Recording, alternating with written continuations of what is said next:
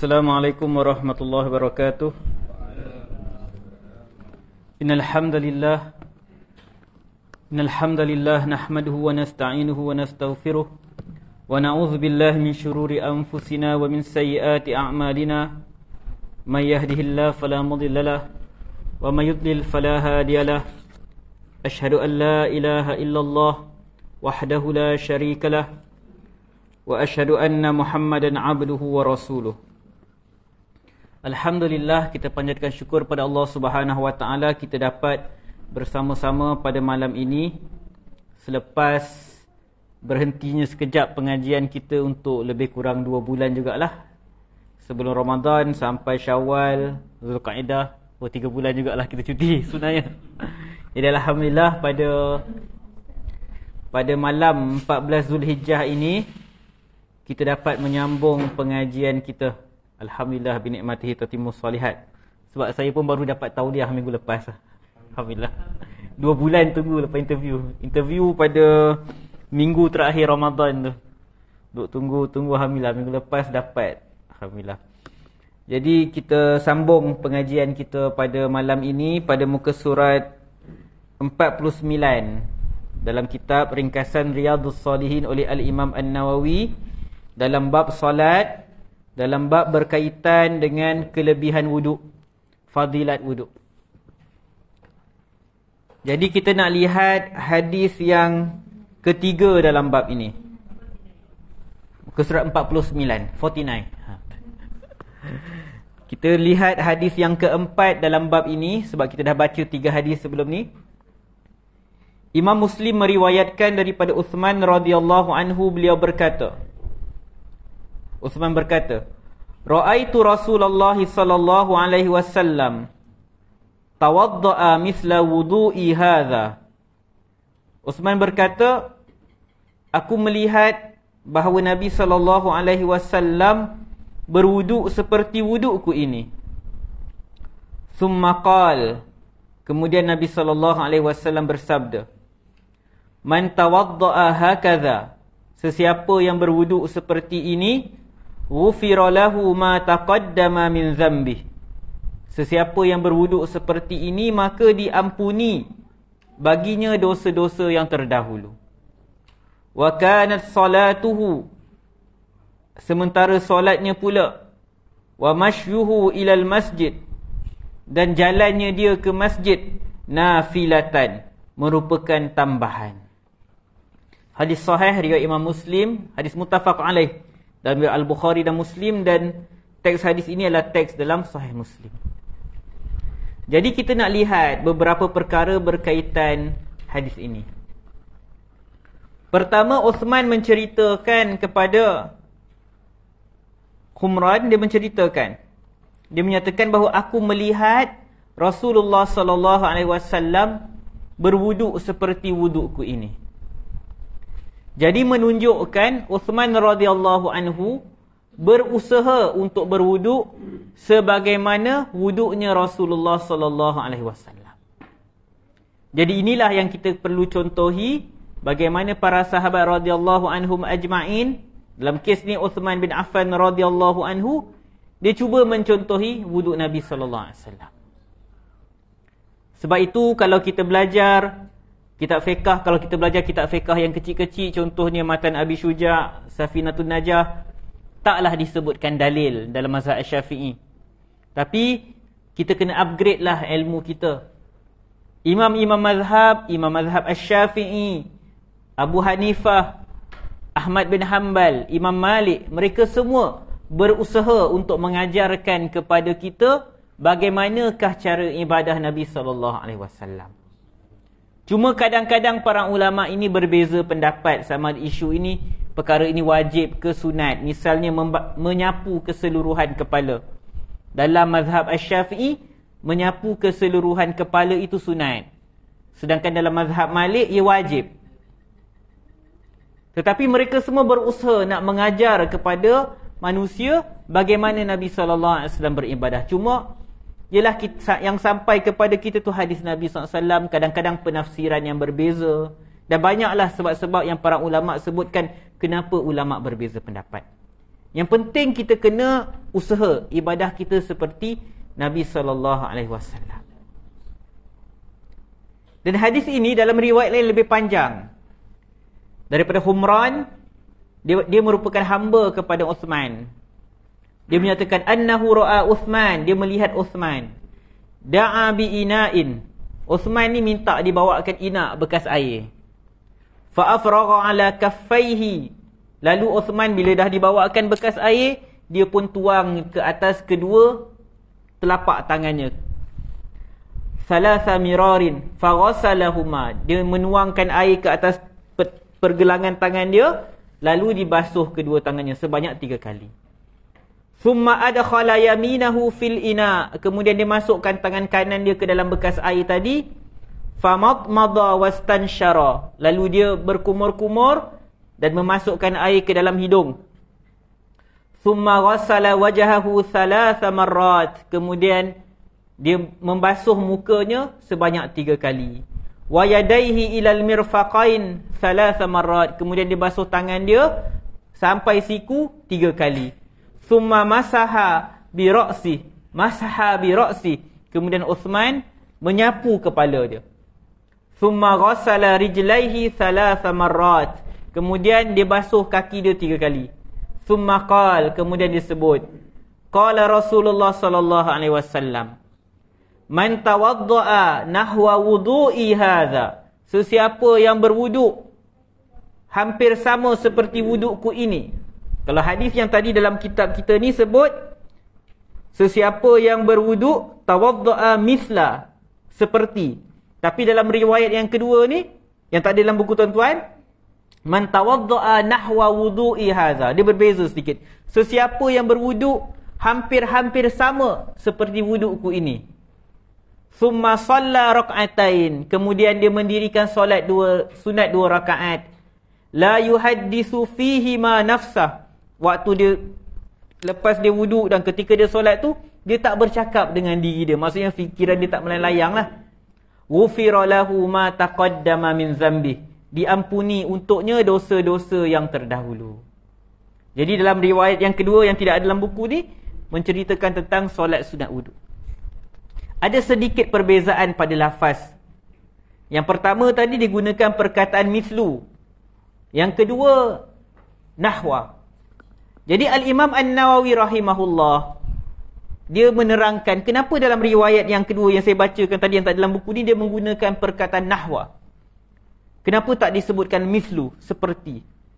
Kerana perkataan nahwa itu nak menunjukkan, kata Imam An-Nawawi, kerana hakikatnya untuk kita meniru Nabi SAW 100% dalam wuduk kita, kata beliau, tidak ada seorang pun dapat melakukannya. Kita cubalah nak tiru Nabi SAW 100% dalam wuduk kita, tetap tidak akan sempurna. Paling kurang dalam aspek khusyuknya kita ketika berwuduk. Kita niat tu ada pada waktu basuh muka tu je, lepas tu dah melayang dah kita. Tu yang sampai-sampai lepas basuh kaki, kita pun tinggal, tadi dah basuh tangan ke belum? Sebab kita melayang fikiran kita, saat wuduk ni dah jadi macam rutin harian kita. Tak payah fikir pun, terus automatik. Lepas basuh muka, basuh tangan. Lepas tu sapu kepala. Jadi tu yang kadang-kadang, dah cukup ke belum? Sebab kita tak fokus, tak khusyuk. Dan kadang-kadang kita, basuhan kita tak sempurna dan semisalnya. Walaupun begitu, ada orang kata, buat apa sibuk-sibuk nak ajar ikut Nabi SAW? Kita bukan dapat ikut macam Nabi SAW. Memanglah kita tak dapat ikut sempurna macam Nabi SAW. Tapi kita kena berusaha. Macam Uthman bin Affan dia sebut. Dia bagi tahu, aku melihat Rasulullah SAW berwuduk seperti wudukku ini. Maksudnya ketika dia berwuduk, dia berusaha agar wuduk dia macam Nabi SAW. Sebab tu dia berani cakap, aku pernah tengok Nabi SAW berwuduk macam cara aku berwuduk ni. Maksudnya para sahabat berusaha. Dia tuan-tuan, kita walaupun kita tahu kita tak mampu nak jadi macam Nabi SAW, memang tak jadi. Kita tak mampu wuduk kita tu kualiti macam Nabi SAW. Dia macam kita ni main bola, sepak penalti. Waktu nak sepak penalti tu, kita aim bola kita masuk ke gol ke, kita memang terus aim keluar daripada gol? Tuan-tuan, kau main bola macam mana tuan-tuan? Kita mesti aim bola tu masuk ke gol. Walaupun boleh jadi kita sepak tiba-tiba entah pergi mana entah. Jauh daripada palang gol tu. Tiba-tiba tinggi sangat pula. Tapi sasaran asal kita nak masuk gol. Samalah juga kita ibadah, walaupun kita tahu belum tentu dapat dan memang mustahil dapat 100% macam Nabi SAW, kita usaha sebaik mungkin agar wuduk kita sama macam Nabi SAW. Macam mana kita nak tahu wuduk kita sama macam Nabi SAW? Dengan kita belajar. Dan kita kena upgrade ilmu kita. Kalau dulu kita belajar wuduk macam dekat kafar. Okey, rukun wuduk 1, 2, 3, 4, 5. Berapa rukun wuduk tuan-tuan? Kita tanya ni, rukun wuduk berapa? Yang muslimah berapa rukun wuduk? Rukun wuduk ada berapa? Ada 6. Ada 6. Niat, basuh muka, basuh kedua tangan sampai siku, sapu sebahagian kepala, basuh kedua kaki sampai buku lali, tertib. Sekolah kita belajar macam tu. Tapi kita kena upgrade ilmu kita. Okey, dulu kita tak tahu dalil. Jadi kita waktu kita belajar, kita tak feel, betul ke Nabi SAW wuduk macam ni?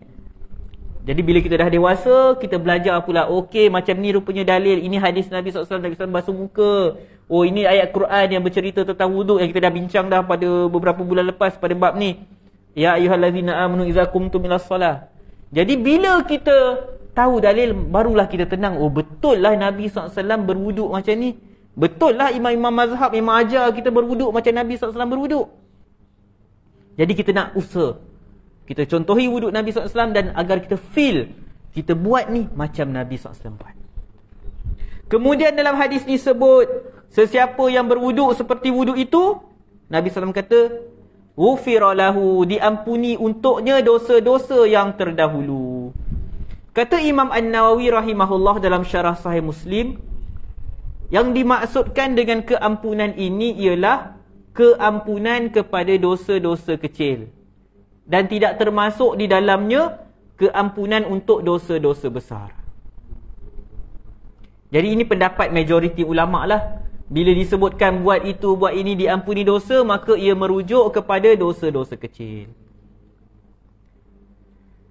Tapi tuan-tuan, kadang-kadang kita timbul muskil. Kalau kita dah belajar banyak hadis, kita muskil. Kita macam mana kalau ada orang tak ada dosa? Macam pelik pula soalan. Tapi kalau kita belajar, ambil wuduk menghapuskan dosa. Lepas tu, solat pun hapuskan dosa. Lepas tu banyak lagi hadis-hadis lain. Kalau siapa yang berpuasa di bulan Ramadan dengan penuh keimanan dan mengharapkan pahala, diampuni dosa-dosa terdahulu. Jadi dia kata, kalau dah buat satu ni terhapus dosa, lepas tu dia buat pula ibadah lain, apa dosa yang nak dihapuskan? Jadi Imam An-Nawawi dia timbulkan persoalan ni. Dia kata, waqad yuqal, dikatakan, idza kaffara al-wudu' famaza tukaffiru shalah. Kalaulah wuduk tu dah menghapuskan dosa, apa pula dosa yang dihapuskan oleh solat? Dan apabila solat dah menghapuskan dosa, apa pula dosa yang dihapuskan oleh solat Jumaat? Dan apa pula dosa yang dihapuskan oleh puasa di bulan Ramadan? Begitu juga baru-baru ni kan hari Arafah. Kalau puasa sunat, dia menghapuskan dosa setahun terdahulu dan setahun kemudian. Jadi kalau kita dah buat solat puasa Ramadan, apa dosa yang dihapuskan pada hari Arafah tersebut? Dah banyaklah kan fadilat-fadilat amalan kita, selain dapat pahala, dihapuskan dosa kita yang terdahulu. Lalu kata Imam An-Nawawi, wal jawab ma ajabahul ulama. Para ulama menerangkan bahawa setiap perkara amal soleh yang kita sebutkan ini, dia dapat menghapuskan dosa jika pada diri pelaku tersebut masih ada dosa-dosa kecil. Seandainya pada orang yang beramal tadi, contoh orang tu dia buat semua benda wajib, tuan-tuan tak payah buat benda sunat, buat benda wajib pun tak terhapus dosa kita. Kalau orang tu dah buat semua benda-benda wajib, dia wuduk sempurna, dah hapus dosa, dan tak berbaki pada dirinya, misalnya kalau tak berbaki pada dirinya dosa-dosa kecil maupun besar, maka ditulislah untuk dia pahala pula dan diangkatkan untuk dia darjat. Dan macam mana pula tadi disebutkan pendapat majoriti ulama menyatakan bahawa dosa yang terhapus ni dosa kecil. Jadi Imam An-Nawawi kata, macam mana kalau dia dosa kecil tak ada, tapi yang baki tinggal dosa besar? Maka kata dia, rajauna ayyukhaffifa minal kabair, kita berharap agar dengan amal-amal soleh tadi, puasa, wuduk, solat tadi, dapatlah ringankan sikit dosa-dosa besar yang ada pada seseorang. Dan Al-Imam Ibn Allan dalam Dalilul Falihin, dia menyatakan dosa-dosa kecil ini adalah yang merujuk kepada dosa seseorang dengan Allah Subhanahu Wa Taala. Sebab nak menunjukkan betapa seriusnya dosa kalau kita buat dengan sesama hamba, sesama manusia. Sebab kita kalau mengumpat, kita memfitnah, kita aniaya orang, kita kena minta maaf kat dia. Kalau kita ambil hak orang, ambil tanah orang misalnya, ni kadang-kadang berlaku, kita tahu sempadan kita sampai sini je, tapi kita kata lah sikit je, luaskan sikit, buat pagar.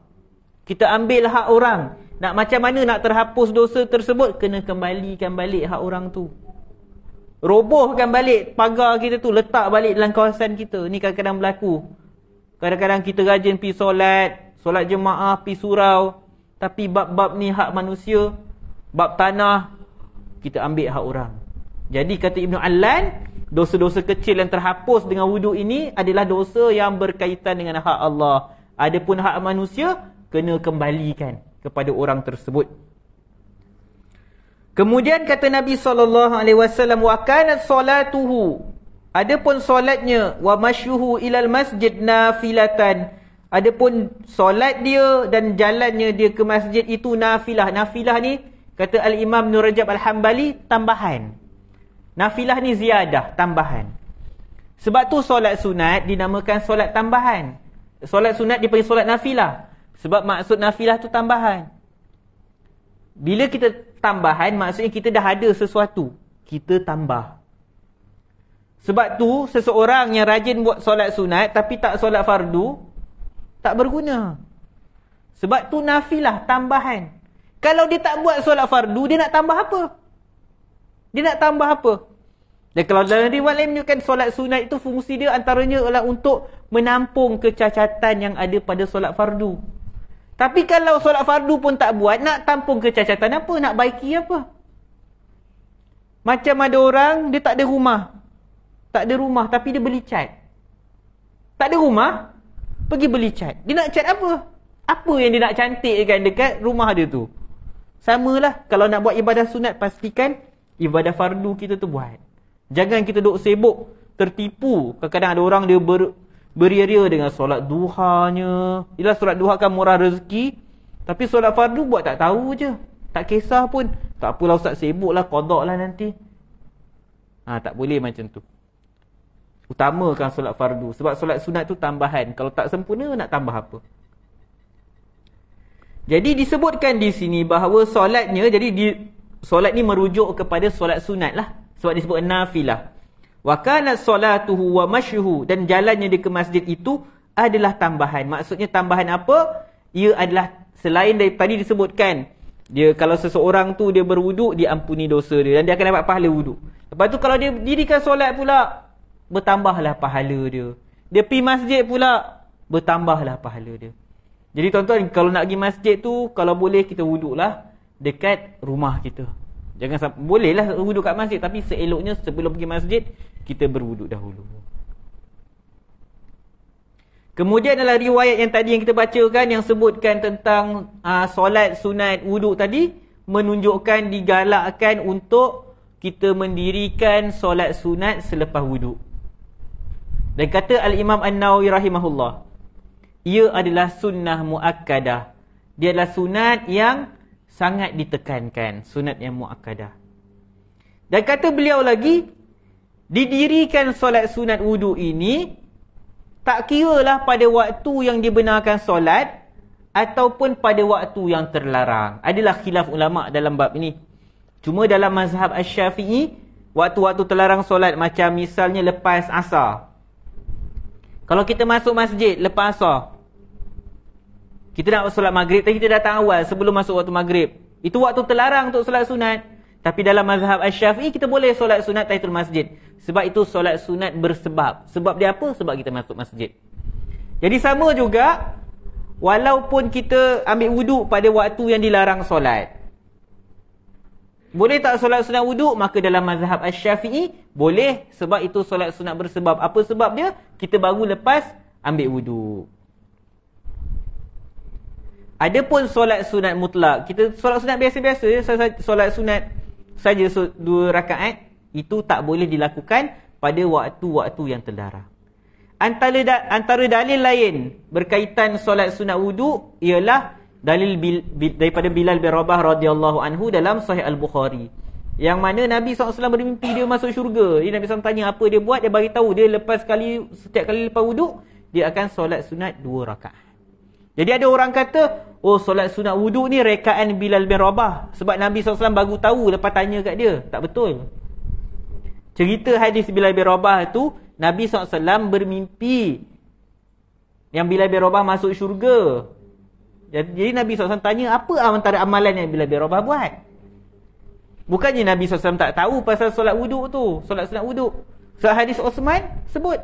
Maksudnya bukan Bilal seorang je yang buat solat sunat wuduk ni, Osman pun buat. Dan Nabi SAW yang ajar pada Osman bin Affan radhiyallahu anhu.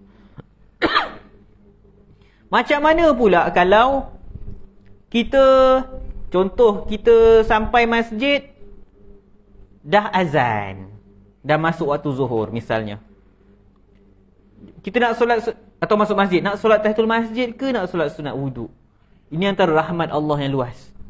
Kata Imam An-Nawawi rahimahullah, kalau seseorang tu dia solat fardu ataupun solat sunat yang lain lah, hasalat lahu hadhil fadilah kama tahsulu tahiyatul masjid bizalik. Dia dapat juga fadilat solat sunat wuduk ni walaupun dia tak solat sunat wuduk. Maksudnya contoh dia dah masuk waktu, dia sampai masjid lama dah iqamah, orang tak solat fardu, tak sempatlah dia nak solat sunat wuduk, tak sempat nak solat sunat qabliyah, solat tahiyatul masjid pun tak dapat, dia pergi solat fardu ikut imam lah.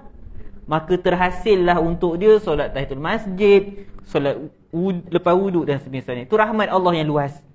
Kita buat satu amalan, Allah bagi pahala banyak kat kita.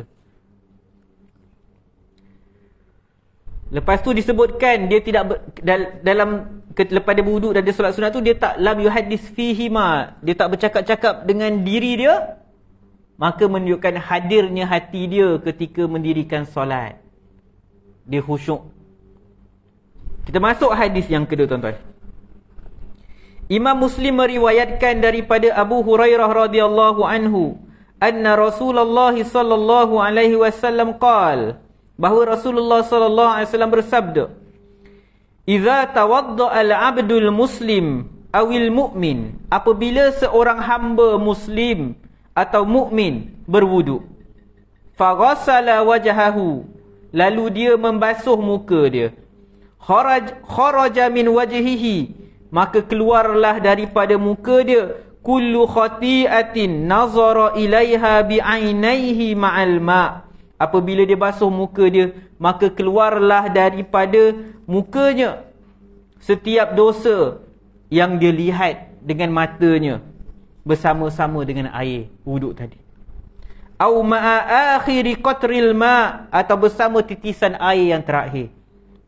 Fa iza ghassala yadayhi, apabila dia membasuh kedua tangannya, kharaja min yadayhi kullu khati'atin, akan keluarlah daripada kedua tangannya setiap dosa-dosa, kana batashatha yadahu ma'al ma', yang mana kedua tangannya pernah lakukan dosa-dosa yang kedua tangannya pernah lakukan, dosa itu keluar bersama air wuduk tadi, titisan air wuduk.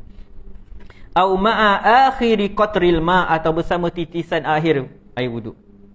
Fa iza ghassala rijlaihi, apabila dia membasuh kedua kakinya, kharajat kullu khati'atin mashatha rijlahu ma'al ma', akan keluarlah semua dosa yang berjalan dengannya kaki dia bersama-sama dengan air, au ma'a akhiri qatril ma', atau bersama titisan air yang terakhir. Hatta yakhruja naqiya, sampailah orang yang berwuduk tadi, yakhruja naqiyam minaz-dzunub, dia keluar, dia habis wuduk dalam keadaan dia bersih daripada dosa-dosa yang pernah dia lakukan. Tuan-tuan pernah nampak ke dosa gugur waktu kita wuduk?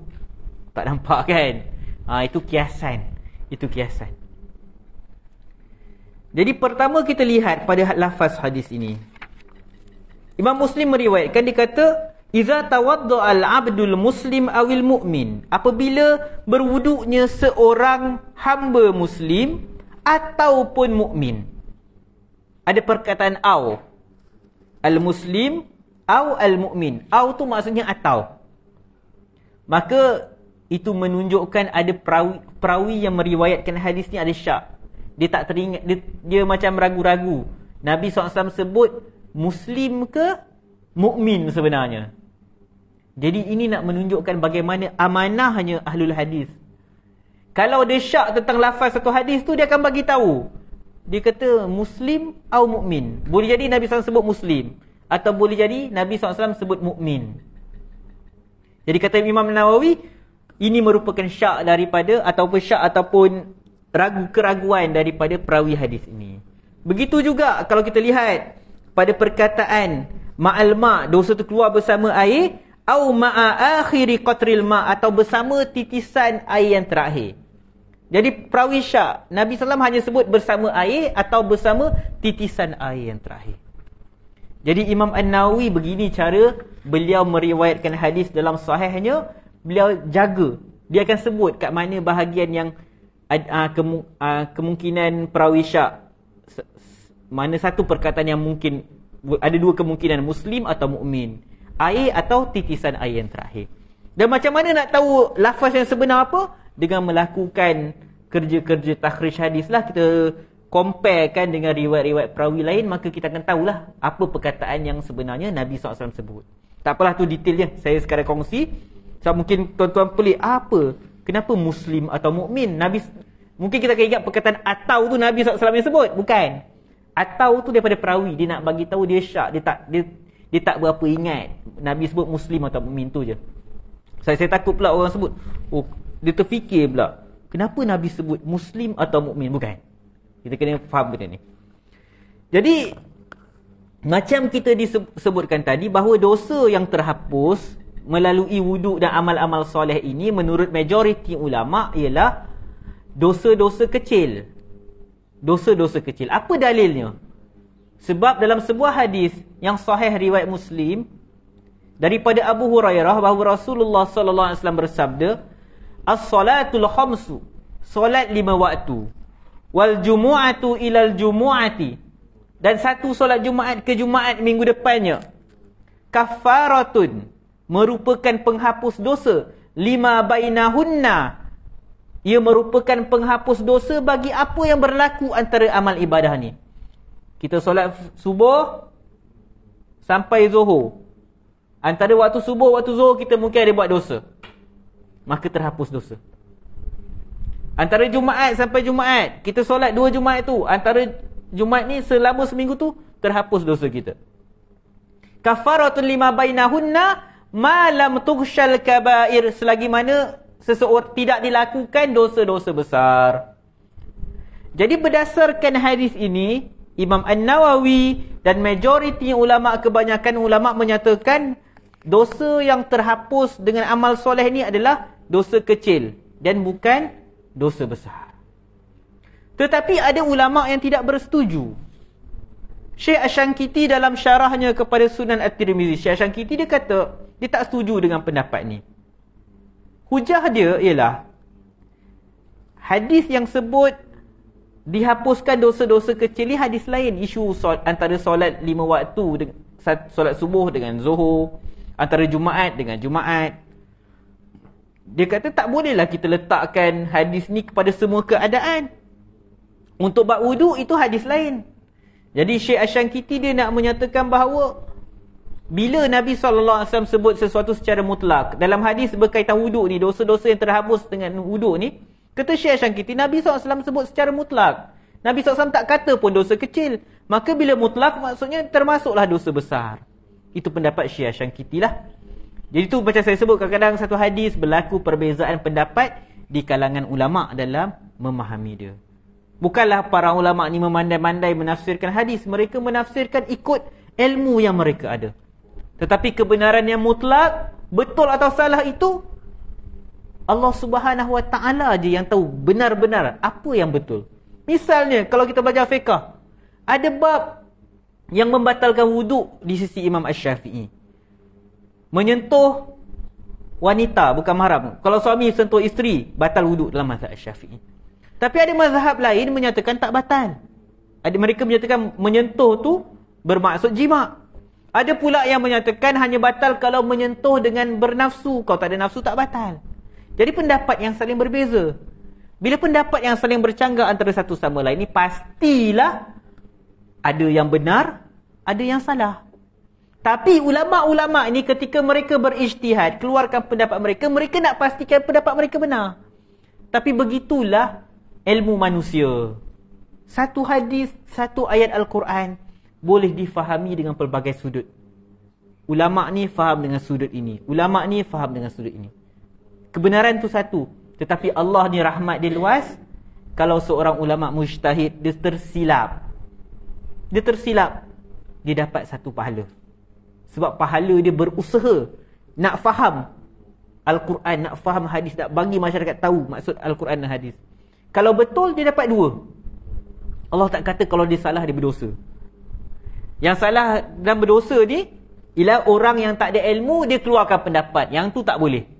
Hatta kalau pendapat dia betul sekalipun, orang tak ada ilmu, dia nampak ayat Al-Quran, dia kata saya rasa ayat ni maksud macam ni. Dia tak ada ilmu bahasa Arab tak ada, usul tafsir tak ada, semua tak ada. Tapi dia ikut pendapat dia, suka hati dia, saya rasa. Kalau ditakdirkan pendapat dia betul sekalipun, dia berdosa. Sebab dia bercakap tentang agama Allah Subhanahu Wa Taala tanpa ilmu. Jadi rahmat Allah luas, Allah bagi pahala walaupun tersilap. Sama juga dalam isu ni. Wuduk ni menghapuskan dosa kecil sahaja ke atau termasuk dosa besar? Ulama' berbeza pendapat. Pastilah salah satunya salah kan? Takkan dua-dua betul. Sebab dia saling bercanggah. Tetapi adakah para ulama' ni berdosa? Tidak. Mereka mengeluarkan ijtihad berdasarkan keilmuan mereka. Dan hadis ini menunjukkan bagaimana besarnya rahmat Allah, bagaimana amal-amal soleh yang kita buat akan menghasilkan pahala dan menghapuskan dosa. Dalam surah Hud ayat 114, Allah Subhanahu Wa Taala sebut, A'udzu billahi minasyaitonir rajim. Innal hasanati yuzhibnas sayyiat. Sesungguhnya kebaikan akan menghapuskan kejahatan. Amal-amal soleh yang kita buat akan menghapuskan dosa-dosa yang pernah kita lakukan. Tuan-tuan, itu rahmat Allah Subhanahu Wa Taala yang sangat luas kat kita. Kadang-kadang kita pun tak tahu apa dosa kita buat. Banyaknya dosa kita buat sampai kita tak ingat. Beza kita dengan ulama' salaf. Ulama' salaf dulu kalau dia ditimpa satu musibah, masalah dalam keluarga dia ke apa, dia boleh sebut, aku rasa ditimpa musibah ni sebab dosa yang dia sebut exactly dosa apa dia buat. Nak tunjukkan sikit dosa dia sampai dia boleh ingat. Kita apa yang kita buat semalam pun kita tak ingat, kan? Apa yang mulut kita cakap pagi tadi pun kita dah tak ingat. Mata kita tengok benda haram apa pun kita tak ingat sebab banyak sangat dosa. Jadi Allah Subhanahu Wa Taala ciptakan kita, Allah tahu keadaan kita. Kita sentiasa buat dosa. Bohong kalau ada orang kata dia tak buat dosa, bohong. Dan Allah dengan rahmat dia luas, tengok macam ni Allah tadi hadis tadi sebut. Solat fardu dengan satu waktu dengan satu waktu lain akan menghapuskan dosa. Kita solat subuh, bangun pagi solat subuh, elok bangun dengan penuh ketaatan. Tiba-tiba pergi pejabat, tercakap benda kotor, tertengok benda haram, ada buat benda-benda yang tak elok. Lepas tu kita solat zuhur. Kita tak ingat apa kita buat tadi pagi tadi. Tapi bila kita solat zuhur, terhapus dosa-dosa tersebut. Itulah rahmat Allah Subhanahu Wa Taala yang luas. Itulah bukti antara petunjuk kepada sebuah hadis qudsi. Nabi SAW sebut apa? Allah Subhanahu Wa Taala kata, Inna rahmati ghalabat ghadabi. Sesungguhnya rahmatku mengatasi kemurkaanku. Rahmat Allah mengatasi kemurkaan dia. Dalam hadis ini juga mempunyai dalil menolak pendapat Syiah Rafidhah yang menyatakan ketika berwuduk hanya wajib menyapu kaki sahaja. Menyapu kaki. Syiah Rafidah, dia berpendapat, mereka berdalilkan ayat Quran.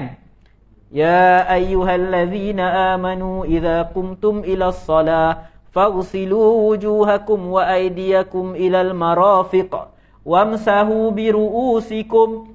Kita baca wa arjulakum. Kan? Wamsahu biru'usikum, mereka baca wa arjulikum. Sapulah kepala kamu dan kaki kamu. Syiah Rafidah dia faham ayat tu baca wa arjulikum, baris bawah. Sebab tu antara kesalahan dalam bacaan Al-Quran yang serius ialah kesalahan baris. Nampak tak dia mengubah maksud? Wamsahu biru'usikum, sapulah kepala kamu. Kenapa ru'us tu baris bawah? Sebab sebelum tu ada ba, huruf jar, harf jar. Biru'usikum, jadilah sin tu baris bawah. Wa arju lakum ke wa arjulikum? Wa arjulakum. Sebab wa arjulakum tu dia ikut baris atas, sebab dia ikut macam fagsilu wujuhakum, basuhlah wujuhakum, wa aydiyakum. Jadi bila dibaca wamsahu birusikum wa arjulakum, menunjukkan, bila dibariskan atas, menunjukkan kaki itu dibasuh. Tetapi bila dibaca di baris bawah wa arjulikum, maka ia akan bermaksud kaki itu disapu macam kita sapu kepala. Kepala bukan basuh tuan-tuan. Kepala ni sapu. Kadang-kadang ada orang dia tak faham. Tu yang dia tadah air banyak kat tapak tangan dia tu. Mandi, habis basah kuyup. Tu yang perempuan nak pakai telekuk, orang dua dah basah kuyup dah kepala. Memang sebab pergi basuh. Al-Quran suruh sapu, kepala sapu. Sapu ni maksudnya apa tuan-tuan? Kita lembabkan je tangan kita. Kita lembabkan tangan kita, tarik macam tu. Kalau kita macam basuh muka kan kita tadah air kan. Sebab tu antara beza sapu dengan basuh ni, antara yang para ulama bagi tips dia ialah basuh ni, air ni akan macam mengalir sikit kan, mengalir, menitis macam tu. Kalau sapu tu kadang macam tak ada pun, kita hanya rasa lembab je. Jadi kenapa kita menyatakan bacaan wa arjulakum itu, kenapa kita katakan bahawa kaki itu dibasuh? Antara dalilnya ialah hadis ini. Hadis ini Nabi SAW menunjukkan kaki dibasuh. Dan banyak semua hadis-hadis berkaitan wuduk menunjukkan ketika wuduk kaki akan dibasuh. Sebab Nabi SAW ini dia datang, baginda SAW datang untuk mengajarkan kita kepada Al-Quran. Macam mana Nabi SAW berwuduk, itu menerangkan kepada kita apa wuduk yang dimaksudkan dalam Al-Quran tadi. Sebab wa arjulakum tu dia baca wa arjulakum, maksudnya dibasuh. Atau boleh dibaca wa arjulikum, maksudnya disapu. Jadi mana satu yang betul? Maka tengok apa yang Nabi SAW buat. Apa yang dimaksudkan dalam Al-Quran tu maksudnya kaki dibasuh. Dan kalau kita lihat dalam hadis ini yang menyebutkan dosa pada muka gugur, ada keunikan sedikit. Disebutkan di sini, apabila seseorang membasuh wajahnya, maka akan keluarlah daripada wajahnya setiap dosa yang mana dia melihat dengan penglihatannya, dengan mata dia. Jadi dalam Mishkatul Masabih disebutkan, kenapa Nabi SAW khususkan mata, sedangkan dekat muka ni ada hidung, ada mulut kita buat dosa juga. Tapi kenapa Nabi SAW fokuskan kepada mata? Jadi disebutkan kemungkinan sebab dikhususkan penyebutan mata ketika menyebutkan tentang wuduk membasuh muka ini, kerana mata ni dalam bab wuduk dia satu-satunya anggota yang ada pada muka yang tidak ada basuhan yang khas. Kalau mulut kita ada kumur-kumur kan waktu wuduk. Kita masukkan air dalam hidung, kita ada sunnah yang khas. Tapi mata tak. Mata ni semata-mata bila kita basuh muka lah baru kita akan automatik akan terbasuhlah mata kita sekali.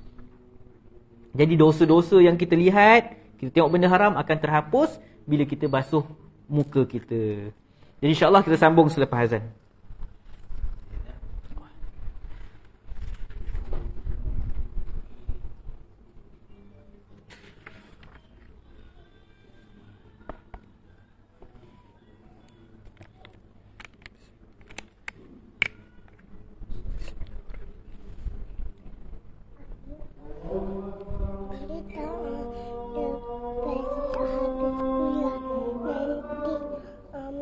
Jom kita beli makanan. Boleh. Jangan banyak. Nak minum? Jangan senang. Ya. Duduk. Mikrofon macam ni ke?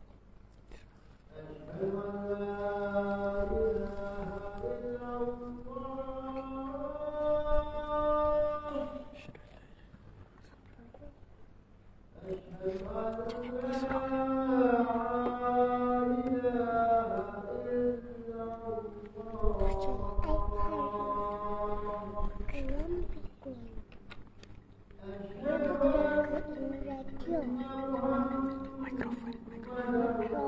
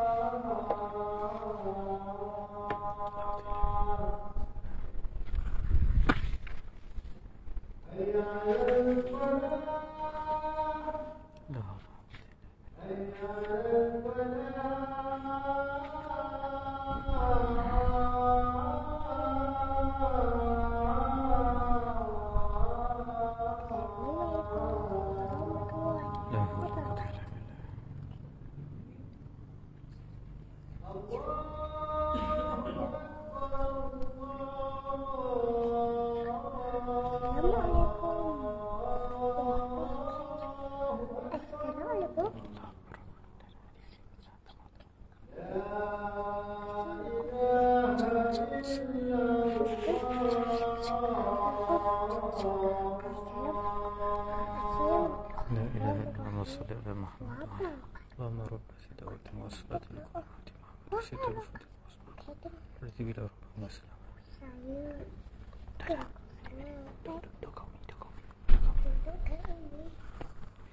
Bismillahirrahmanirrahim. Kita sambung hadis yang ketiga pada malam ni, hadis yang terakhir untuk malam ni.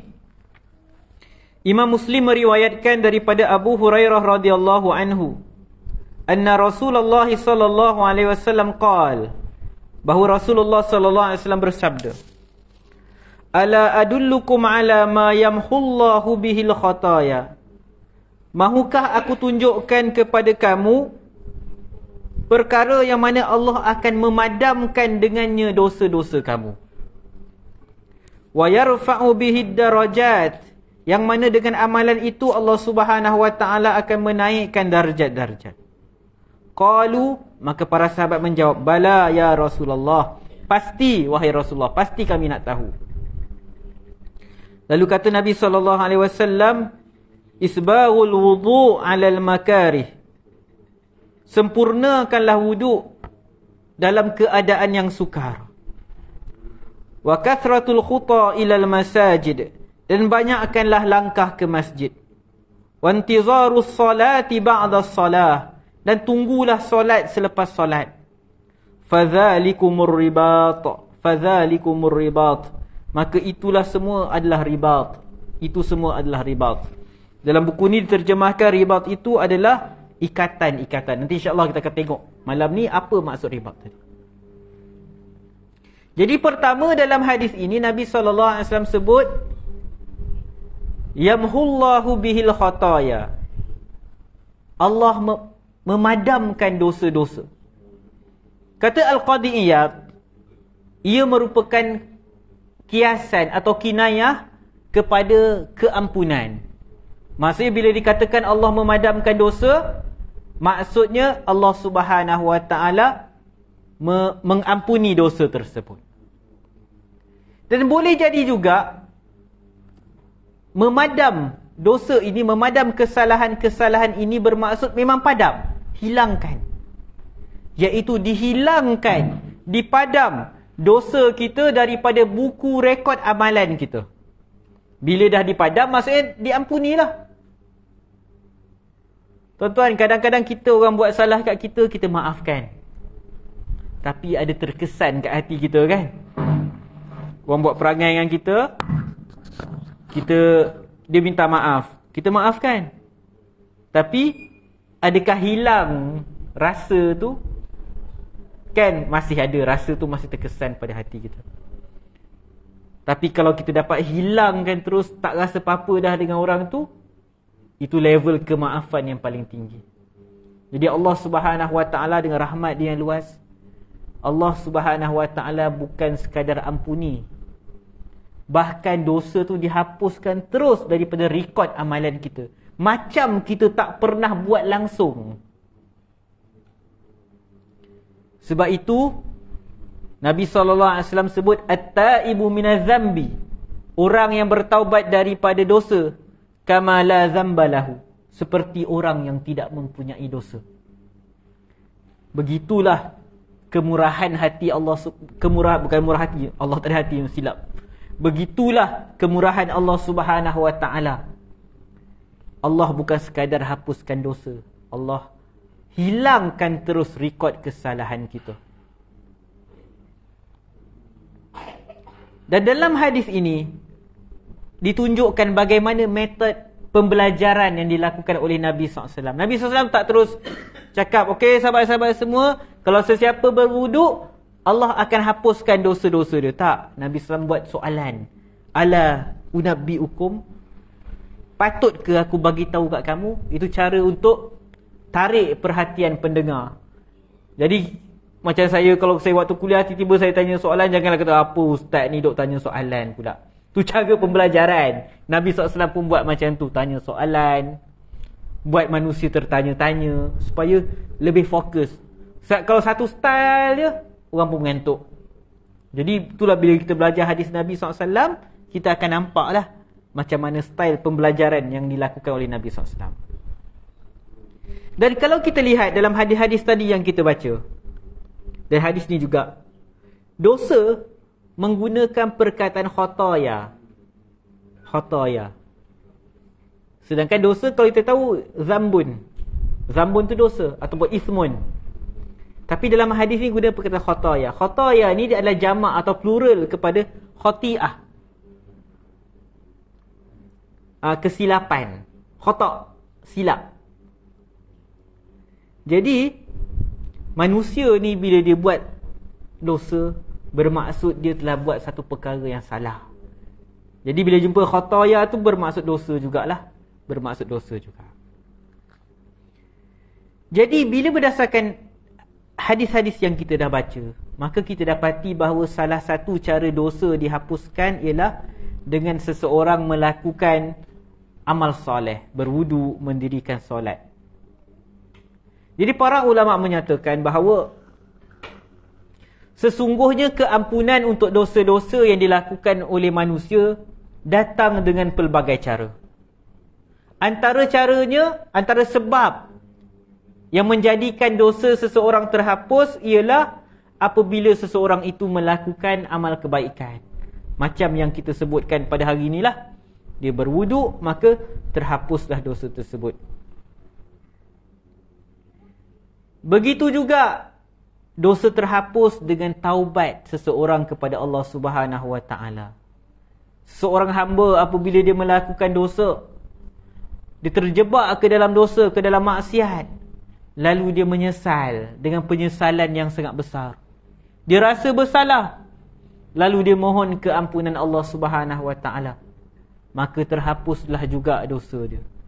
Misalnya ada seseorang dia buat satu dosa,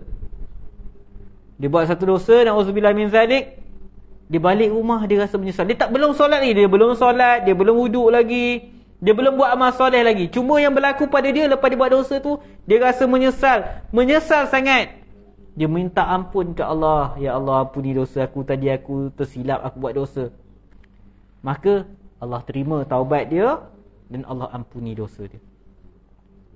Dan ada sebab yang ketiga pula, yang mana dosa seseorang itu terhapus dengan sebab rahmat Allah Subhanahu Wa Taala, dengan sebab kemurahan Allah Subhanahu Wa Taala, yang mana kita tak boleh soal Allah, kenapa dia hapuskan dosa orang ni? Orang tu buat dosa, dia tak taubat, dia tak buat amal soleh pun, dia mati dalam keadaan tak taubat dan tak buat perkara-perkara yang boleh menghapuskan dosa dia tadi.